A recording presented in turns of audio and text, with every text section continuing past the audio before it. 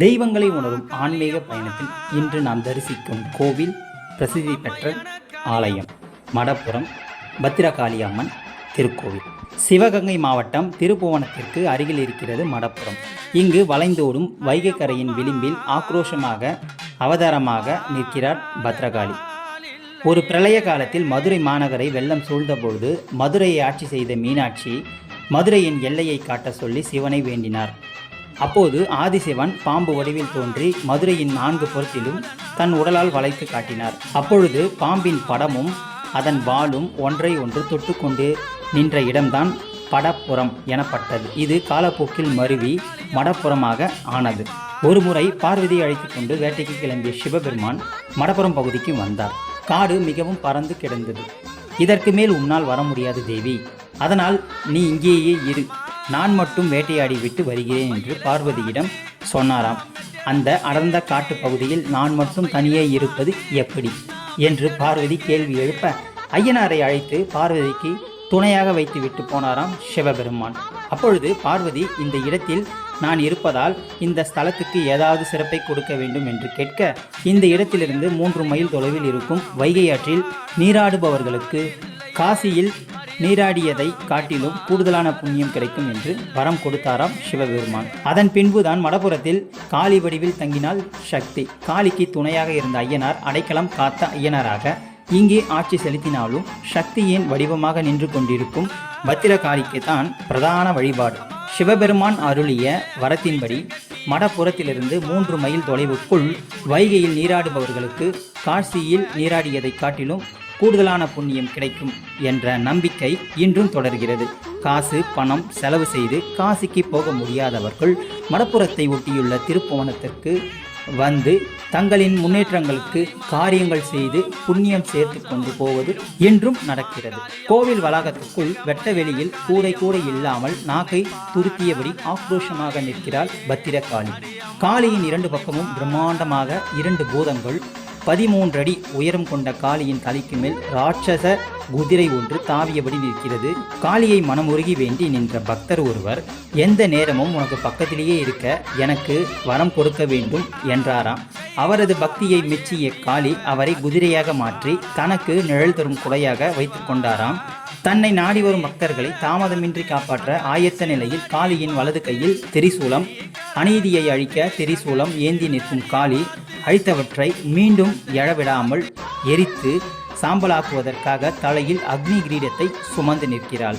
காளிக்கு எதிரே உள்ள மண்டபத்தில் நெய்விளக்கு ஏற்றி வழிபட்டு வந்தால் நினைத்த காரியம் கைகூடும். காளிக்கு பிடித்தமான காணிக்கை பொருள் எலுமிச்சை பழ மாலைதான். காளிக்கு மட்டும் போடக்கூடிய மாலையில் 107 பழங்கள் கோர்க்கிறார்கள். குதிரைக்கும் சேர்த்து மாலை போடுவதென்றால் 1007 பழங்களை கோர்க்க வேண்டியிருக்கும். மடப்புறத்தை சுற்றியுள்ள கிராமங்களில் யாருக்காவது கொடுக்கல் வாங்கல் பிரச்சனை என்றாலும் பெரும்பாலும் கோர்ட்டுக்கே போலீஸுக்கோ போவதில்லை. அவர்கள் நாடி வரும் கோர்ட் பத்ரகாளி கோயில்தான். காளிக்கு வலதுபுறத்தில் சின்னதாக ஒரு திண்டு, இதன் பெயர் சத்தியக்கல். 2 நபர்களுக்கிடையே பிரச்சனை என்றால் இந்த திண்டில் இருவரும் சூடத்தை ஏற்றி அணைத்து நாங்கள் தப்பு செய்யவில்லை என சத்தியம் செய்ய வேண்டும். பின்னர் கழுத்தில் அரளி மாலை போட்டுக்கொண்டு காளிக்கு வலப்புறமாக நிற்கும் பூதத்தை கட்டி பிடித்தபடி நாங்கள் தப்பு செய்யவில்லை என வாக்கு கொடுக்க வேண்டும். இங்கு யாராவது பொய் சத்தியம் செய்தால் 30 நாட்களுக்குள்ளாக அந்த நபரை குறை கேட்டு விடுமாம் காளி. சில நேரம் பொய் சத்தியம் செய்பவர்கள் மடப்புறத்து எல்லையை தாண்டுவதற்குள்ளாகவே காளியால் தண்டிக்கப்படுவது உண்டு. இப்படி தண்டிக்கப்பட்டவர்கள் மறுபடியும் காளியிடம் வந்து காணிக்கை செலுத்தி பரிகாரம் தேடிக்கொண்டு போவது இப்பொழுதும் நடக்கிறது. இங்கு நடக்கும் இன்னொரு முக்கியமான வேண்டுதல் காசு வெட்டி போடுவது. காளியின் முகத்துக்கு எதிரே தரையில் ஒரு படிய கல் பதித்து வைத்திருக்கிறார்கள். அதற்கு பக்கத்திலேயே ஒளியும் சுத்தியிலும் வைத்திருக்கிறார்கள். அநியாயம் பண்ணுபவர்களை தட்டி கேட்க திராணி இல்லாதவர்கள் ஈரத்துணியுடன் இங்கு வந்து காளிக்கு எதிரே உட்கார்ந்து காசை வெட்டி போட்டு அவங்களை எதிர்த்து கேட்க எனக்கு சக்தி இல்லை, நீதான் எனக்கு கேட்டு கொடுக்கணும் என்று கண்ணீரும் கம்பளியுமாக முறையிடுகிறார்கள். இந்த கண்ணீருக்கு மனமிறங்கி வரும் காளி அநியாயக்காரர்களை அடித்து எழுப்பி இம்சை பண்ணி அவர்களையும் தன்னுடைய வாசலுக்கு வரவழைத்து விடுகிறாள்.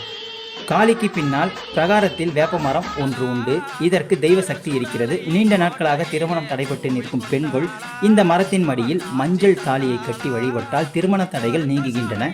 குழந்தை பாக்கியம் இல்லாதவர்கள் தங்களின் முந்தானையை கிழித்து வேப்ப மரக்கிளையில் தொட்டில் கட்டிவிட்டால் தாமதிக்காமல் அவர்களது வீட்டில் குவா குவா சத்தம் கேட்கிறது. வேப்பமரத்தில் கட்டப்பட்டுள்ள தாலி மற்றும் தொட்டில்களின் எண்ணிக்கை இதையெல்லாம் பறைசாட்டுகின்றன. எல்லா நாட்களும் காலை 6 மணி முதல் இரவு 9 மணி வரை கோவில் திறந்திருக்கிறது. தினந்தோறும் நமது சேனலில் ஆலயங்களின் வரலாற்றையும் அதன் சிறப்புகளையும் பதிவிட்டுள்ளோம்.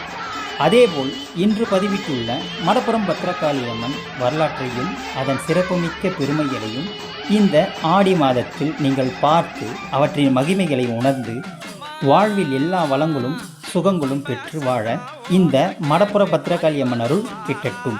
வாழ்க வளமுடன். மடப்புரம் பத்ரகாளியம்மன் வரலாறு மற்றும் அதன் சிறப்புகள் பிடித்திருந்தால் லைக் பண்ணுங்கள், ஷேர் பண்ணுங்கள், சப்ஸ்கிரைப் பண்ணுங்கள். மீண்டும் அடுத்த பதிவில் நான் உங்களை சந்திக்கின்றேன். நன்றி, வணக்கம்.